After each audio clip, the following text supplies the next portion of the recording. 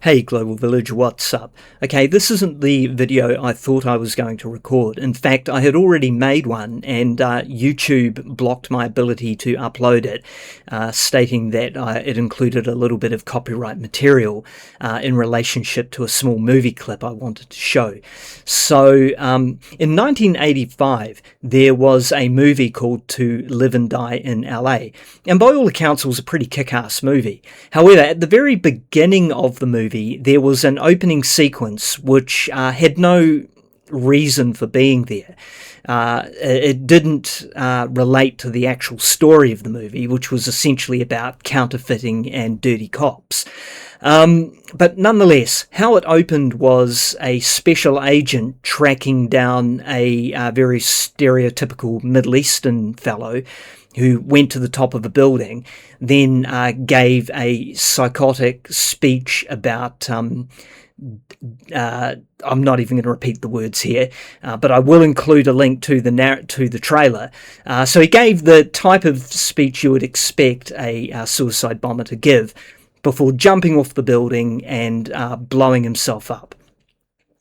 Now, the point I wanted to make there is that for decades now, Hollywood has been trying to reprogram us to think about people in the Middle East a certain way, and in a way that simply bears no resemblance to reality, and which attempts to portray a narrative which is deeply disingenuous.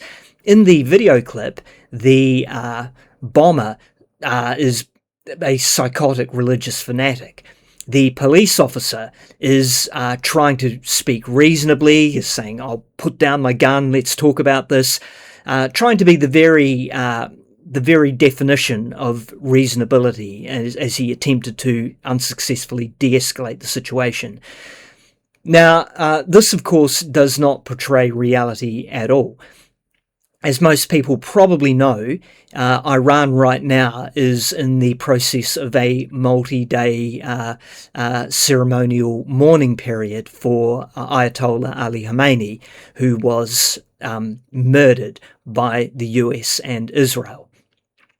So the point I wanted to make in that original video is that we need to stop and think about how we've been programmed over the decades, because if we think we are capable of perceiving a neutral vision of who Middle East people are and what their attitudes are, then we are sorely mistaken. Years and years of Western propaganda have slowly reframed our perspective in a way which is deeply racist and biased. And in order for us to overcome that, we need to start listening to some other perspectives. And to that end, I'm going to link to a video by Reason to Resist, aka Dimitri Lascaris, who has been interviewing everyday Iranians of all walks of life about how they feel about Ayatollah Khamenei, how they feel about the US and their bombing of their country. And not surprisingly, they're not too happy about the fact that, over 160 schoolgirls were massacred by the US. This does not look like liberation. Anyway, I will include a link to that video because we owe it to ourselves to actually listen to what real everyday Iranians have to say rather than the stereotypical nonsense.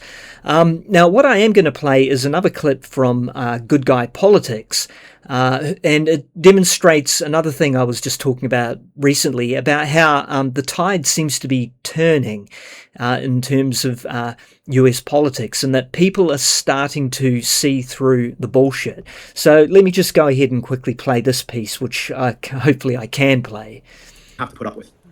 Obviously, AIPAC is a big part of this conversation because Israel has become a very central topic, especially inside the Democratic Party, but nationally as well. Do you believe Israel has a right to exist? So, Casey, AIPAC's become a big issue in this election because AIPAC's already spent $30 million in this election. They're by far the biggest spender in the race. Now, the question about a right to exist, it's interesting because nobody's ever asked me whether or not I believe Palestine has a right to exist.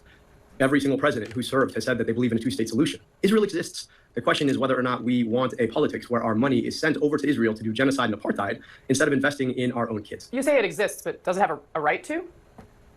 No, I didn't say that. I just said the question of Israel's existence is not a question. I'm not going to play this gotcha game about whether or not it has a right to exist. The question ultimately is about whether or not we want a politics that dignifies. You're not going to play the gotcha game, but you're not going to say you think Israel has a right to exist. Well, my question, Casey, I think the question we all ought to ask is, does everybody have equal rights to peace, dignity, and self-determination? That's Jewish, Israelis, and Palestinians. And to me, the folks who should answer what the ultimate peace there looks like should be.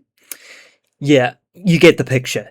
Now, what I find really interesting about this particular thing is that they are still asking this ridiculous question, does Israel have a right to exist? Despite the fact that this extremely disingenuous narrative framing has been exposed over and over again.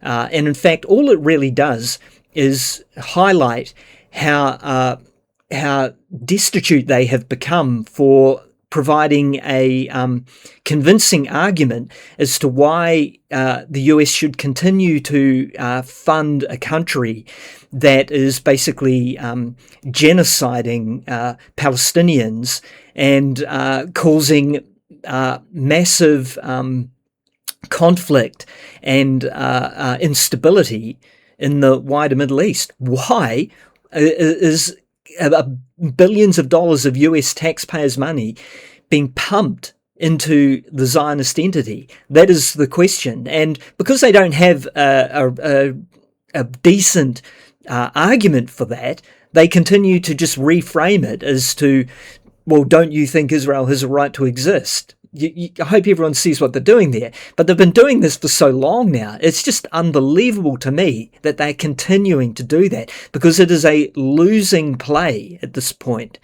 Anyway, I'll also link to Good Guy's video, since I've taken a small fragment from it. But I just wanted to get that off my chest. As I said, my initial attempts to play that ridiculous piece from the movie was stymied, so I will just include a link to it. You probably need to jump in a couple of minutes into the trailer, and then you can just listen to this utterly absurd and racist little fragment in the movie that for reasons that still escape me, they felt needed to be a part of it. Anyway, Bendy out.